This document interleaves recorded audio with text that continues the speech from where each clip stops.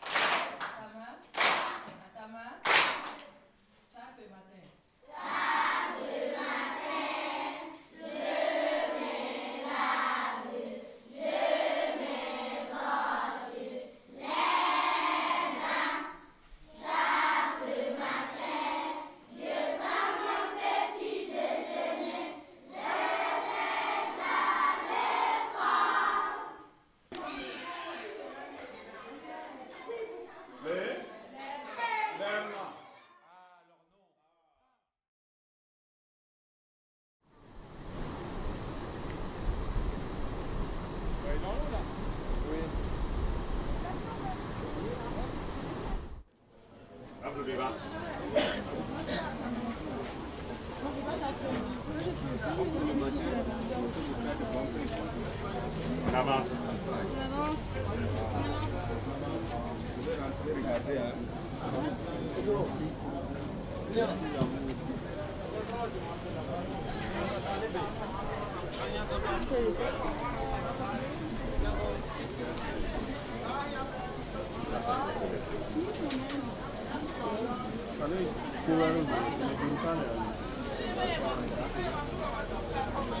Merci.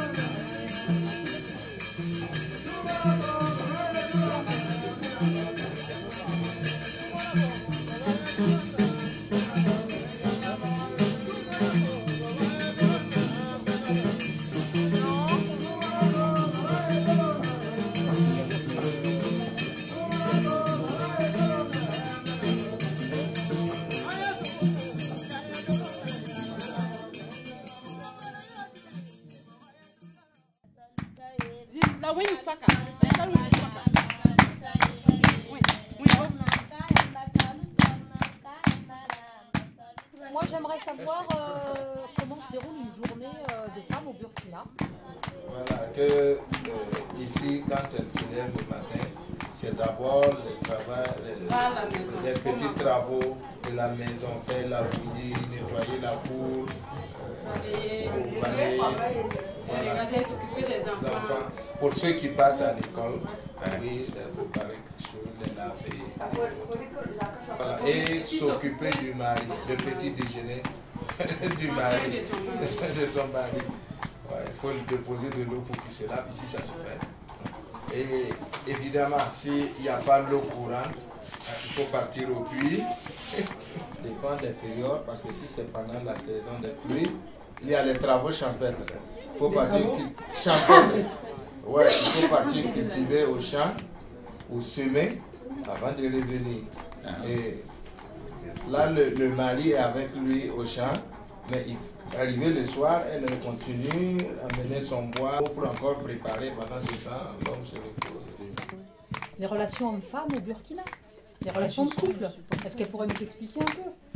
Donc c'est l'homme qui drague la femme. Ouais.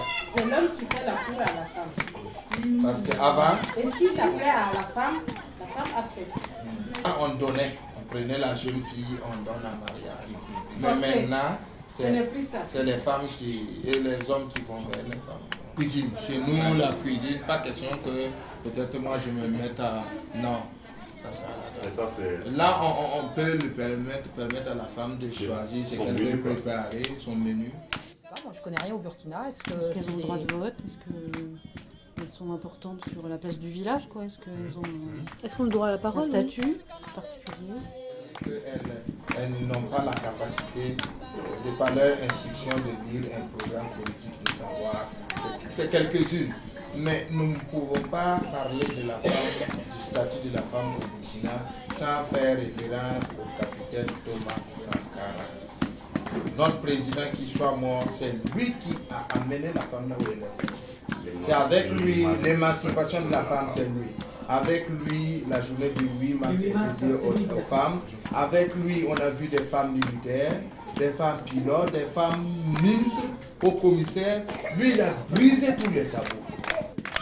Est-ce qu'il y a un combat des femmes? Est-ce que les femmes se battent pour obtenir des libertés, des droits? Est-ce qu'il y a des acquis qui sont là et respectés? Nous voulons qu'au niveau des villages, nous expliquons les droits dans leur langue et nous leur disons qu'elles peuvent agir en leur faveur, puisque tout le temps, si c'est les hommes, ils ne prendront pas les préoccupations des femmes. Et comme elles constituent une force, ici, il n'y a pas qu'on soit d'un parti politique. Non, on est tous des citoyens, on peut participer à l'action politique. Est-ce qu'elles sont prisonnières de leur tradition? La tradition, elle subit. Parce qu'une bonne dame, c'est la femme qui respecte tout ce que son mari dit. Sans broncher. Une bonne femme doit respecter son mari. Normalement, c'est que ton mari te dit. C'est pas parce que, même s'il te dit quelque chose qui ne te plaît pas, il faut le faire pour le respect seulement. L'amour, ça veut dire quoi?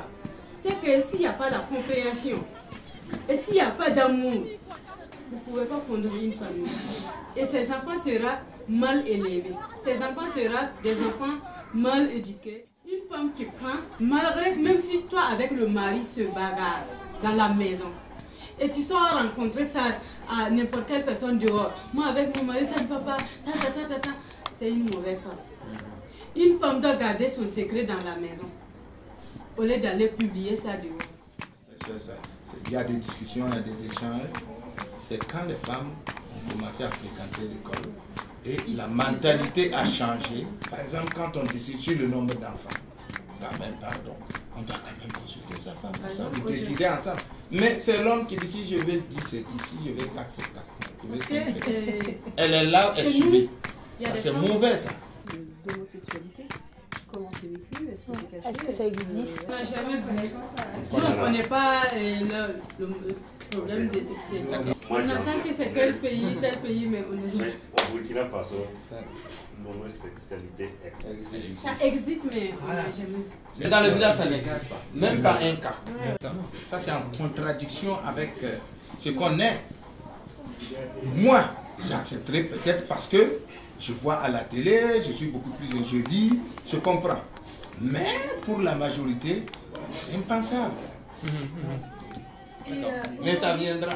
Est-ce qu'il y a des mobilités? Est-ce que c'est vrai que nous on fait des voyages dans le cadre de projets, là, puisqu'on est au sein d'une réunion où on organise des voyages avec nos élèves.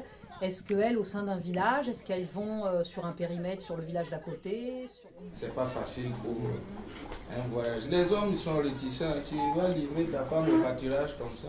Peut-être qu'on va rencontrer un jeune comme lui qui va finir. Les élèves, les enfants sont tous scolarisés à quel pourcentage? Est-ce qu'ils vont à l'école que le matin, que l'après-midi? Quelle matière on enseigne? On enseigne les disciplines de français, sciences, histoire, géo, et tout ça, c'est le seul enseignant à des écoles où on a plus de 110 dans une classe, 110 élèves. Maintenant, le pourcentage de filles, ça varie selon les zones. Il y a d'autres qui sont à 30%, d'autres à 40%. Certains vont les retirer pour des travaux. Parce que ici, la conception, c'est quoi? Tu mets une fille à l'école, même si elle réussit, elle va partir avec son mari. Et en attendant, c'est le mari et sa famille qui bénéficient d'elle, alors que tu as investi sur elle.